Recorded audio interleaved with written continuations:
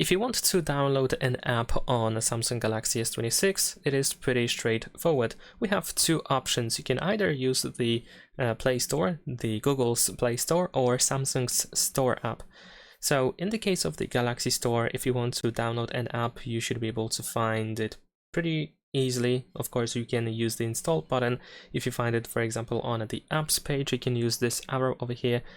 And in the upper right corner, we can use the search option. So if you have like a name of the app that you want to get on your phone, then you should be able to type it over here and try to find it. Unfortunately, not every app is here.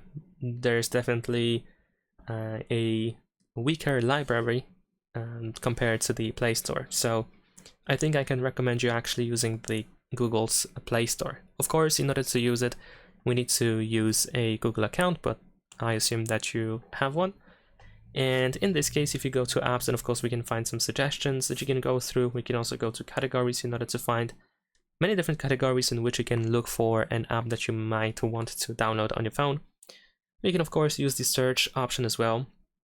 At the top we have the search field, so you can type the name of the app that you are looking for, and then we can use the install button in here, or you can tap on the app and use the install button on that page. Once the app is installed, you should be able to find it over here.